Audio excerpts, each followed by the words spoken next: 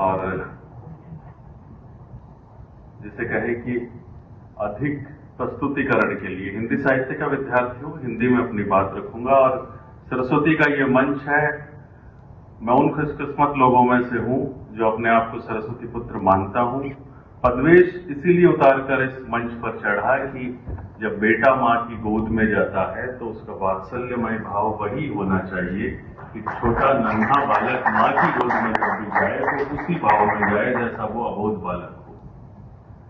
माँ करणी जी के बसाए और माँ करणी जी के बनाए इस खूबसूरत शहर बीकानेर में देश के महानतम राजाओं में, जिनके की विरुदावली के लिए अंग्रेजी वर्णमाला के ए से लेकर जेड तक सारे शब्द जिनकी विरुदावली में प्रयुक्त होते हों, उन महाराजा गंगा सिंह जी के द्वारा जनाना सरदारों के लिए यानी महिलाओं के लिए, घर की महिलाओं के रहने के लिए बनाए गए इस खूबसूरत पैलेस लक्ष्मी निवास पैलेस में देश के आप सभी महानतम बुद्धिजीवियों का बहुत स्वागत, बहुत अभिनंदन।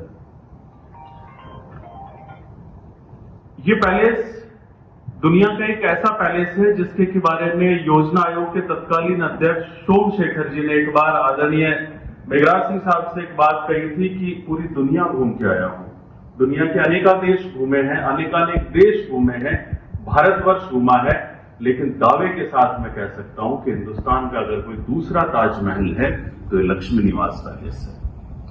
ये पैलेस राजस्थान का पहला ऐसा पैलेस है जहां की राजा के बेडरूम तक रेलगाड़ी आती थी। ये पैलेस राजस्थान का पहला ऐसा पैलेस है, पहला ऐसा निजी भवन है जहां की लिफ्ट का प्रयोग हुआ। और इस पैलेस की महत्ता सर्वाधिक इसलिए बढ़ जाती है कि इस पैलेस के बनने के 4 वर्ष बाद में इस पैलेस के युवा राजा, इस पैलेस के सृजनकर्ता महाराजा गंगा सिंह जी ने मोहनदास करमचंद गांधी जी को पहली बार बंकिंघम पैलेस में लेकर मिलवाने वाले, महात्मा गांधी जी की एंट्री करवाने वाले इसी पैलेस के सृजनकर्ता महाराजा गंगा सिंह जी। उसके पश्चात आदरणीय मेघराज सिंह साहब एक बात कहते हैं कि इतिहास को दोहराया नहीं जाता, इतिहास से सीखा जाता है। लेकिन मैं बड़ी विनम्रता के साथ में आज पहली बार मेघराज सिंह जी के चरणों में निवेदन करना चाहूंगा, इस इतिहास को दोहराया है आपके पुत्र मानवेंद्र सिंह जी। बंकिंघम पैलेस में महाराजा गंगा सिंह जी के बाद में आज के समय की यदि अगर बात करें तो एकमात्र मानवेंद्र सिंह जी वो शख्सियत है आपके सुपुत्र जिनको की कार्य करने के लिए पर्यावरण के क्षेत्र में, प्रकृति के क्षेत्र में, जल संरक्षण के क्षेत्र में ब्रिटेन के राजा ने यदि अगर किसी को चुना है हिंदुस्तान में एकमात्र तो वो आपके पुत्र मानवेंद्र सिंह। और किस लिए एक धूल लाइट प्रोजेक्ट जयपुर में आदरणीय मेघराज सिंह जी की प्रेरणा पर मानवेंद्र सिंह जी के प्रयासों से और उनकी टीम ने मिलकर उस 500 एकड़ बंजर जमीन पर जहां हवा में नमक घुलता था, इंसान नहीं जाते थे, पशु पक्षी नहीं जा सकते थे, वहां स्थानीय वाटर प्रणाली के द्वारा पानी का संरक्षण किया और पेड़ लगाए। 3 लाख पौधे आज जंगल का रूप ले चुके हैं। जहां इंसान पशु पक्षी नहीं जाते थे, 140 से अधिक प्रजातियों के पक्षी वहां कलरव करते हैं। और जयपुर शहर राजस्थान का सबसे बड़ा शहर जिसकी आबादी 50 लाख है, उस पूरे जयपुर शहर को बरसात के द्वारा सिंचित जल 2 दिन तक पानी पिला सकता है। इसके लिए ब्रिटेन के राजा किंग चार्ल्स ने पर्यावरण के क्षेत्र में कार्य करने के लिए इस प्रोजेक्ट को चुना। हमारा नैतिक उत्तरदायित्व इसलिए भी हो जाता है कि 1 साल पहले जब शुरू हुए आप सब महनीय विद्वजनों की मौजूदगी में सूर्यागढ़ जैसलमेर में और यूनाइटेड ग्लोबल पीस फाउंडेशन की स्थापना आप सबके कर कमलों के द्वारा की गई। तो निवेदन करना चाहूंगा इन 1 वर्षों में हमारे चेयरमैन मेघराज सिंह साहब के नेतृत्व में और पूरी टीम ने मिलकर वो नदियां जिसमें मिल गई जो दिखाई नहीं देती, महासागर बनाने में योगदान मगर उन सबका है। एक ऐसी टीम जो दिखलाई नहीं देती किन्हीं को, लेकिन नींव का पत्थर बनकर जो कार्य करते रहते हैं। पिछले 1 साल के अंदर 6 करोड़ से अधिक की मदद बेटे बेटियों की शिक्षा के लिए, विवाह के लिए, पर्यावरण संरक्षण के लिए, गौ सेवा के लिए, अनेकानेक सामाजिक उत्तरदायित्वों को निभाने के लिए किए गए हैं। पिछले 1 वर्ष में 350 बच्चे बच्चियों को गोद लेकर उन्हें ऑफिसर बनाने के लिए, आईएएस ऑफिसर बनाने के लिए उनकी complete hostel fees, complete coaching fees, complete रहना खाना 350 बेटे बेटियों को गोद लिया गया है, जो कि आरएएस की तैयारी कर रहे हैं, आईएएस की तैयारी कर रहे हैं। एक बेटी तो ऑस्ट्रेलिया भी पढ़ने के लिए गई है। हमें बताते हुए गौरवानुभूति हो रही है कि एक बेटा जिसे एनडीए की तैयारी के लिए भेजा गया, जिसके पिता ट्रक ड्राइवर हैं, उसने एनडीए का मेंस एग्जाम अभी कल ही पास कर लिया। बताना 2 बेटियां आरएस राजस्थान एडमिनिस्ट्रेटिव सर्विस में प्री एग्जाम क्लियर कर चुकी थी यहां फाउंडेशन में आने के बाद, लेकिन बदकिस्मती से मेंस वाला एग्जाम क्लियर नहीं कर पाई। अभी 3 अटेम्प्ट और हैं, ट्राई कर लेंगे। साथ ही साथ में खिलाड़ी प्रोत्साहन के तहत एक बालक अशोक सिंह वर्ल्ड चैंपियनशिप में खेलने के लिए गया ग्रीस में। 180 देशों की दौड़ में उसे आदरणीय जब मेघराज सिंह साहब के पास वो बालक आया तो उसके पैरों के नाखून उखड़े हुए थे, 10 के 10 नाखून। 24 घंटे में 236 किलोमीटर दौड़ा और आर्थिक परिस्थितियां ऐसी, मात्र 2 बीघा जमीन, घर में पक्का मकान भी नहीं। उसे खेलने के लिए भेजा, उसके पास टिकट के पैसे नहीं थे, खेलने के लिए भेजा तो वो 180 देशों में ग्रीस में वर्ल्ड चैंपियनशिप में 4थे स्थान पर आया। जब तिरंगा फहराया गया तो कहा कि ये तिरंगा मेरी वजह से नहीं, अगर कोई शख्सियत है तो मेघराज सिंह जी है, वो यूनाइटेड ग्लोबल पीस फाउंडेशन है।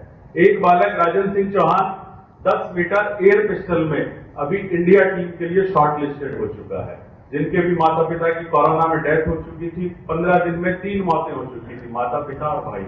वो भी आदरणीय मेघराज सिंह साहब के इस फाउंडेशन के पास में आया, उसे खेलने के लिए भेजा, इंडिया टीम में शॉर्ट लिस्टेड हो चुका है।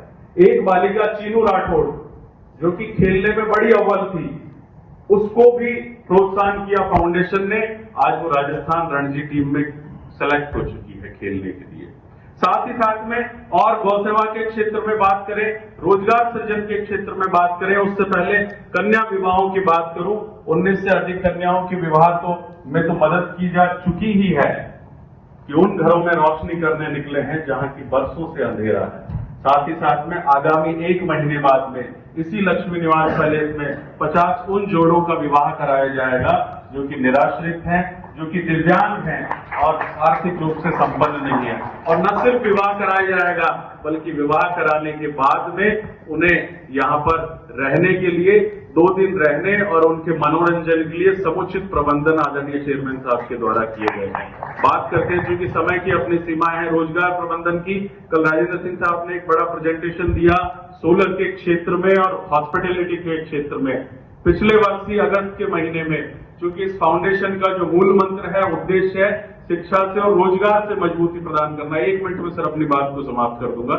शिक्षा से और रोजगार से अपनी मजबूत करना, आने वाली पीढ़ियों को रोजगार से मजबूत करने का एक ऐसा मॉडल प्रस्तुत करना भारत सरकार के सामने प्रस्तुत करना चाह रहे हैं, जिसमें कि आने वाले समय में राजस्थान के लाखों बेटे बेटियों को रोजगार मिले। और हॉस्पिटैलिटी के क्षेत्र में, चाहे वो स्किल्ड इंडिया जो भारत के प्रधानमंत्री जी की योजना है, उस स्किल्ड इंडिया को मूर्त रूप में यदि अगर किन्हीं ने उतारा है तो इस फाउंडेशन ने 100 बच्चे बच्चियों को होटल लाइन में अप्रेंटिसशिप कोर्स, वो कुकिंग के क्षेत्र में, housekeeping, food and beverages services, चाहे फ्रंट ऑफिस, उन बेटे बेटियों को यहाँ लक्ष्मी निवास में, सूर्यागढ़ में, नरेंद्र भवन में भेजकर 10,000 रुपए होटल की तरफ से अप्रेंटिसशिप का स्टाइपेंड दिया जाएगा, जो कि हिंदुस्तान में कहीं भी नहीं है।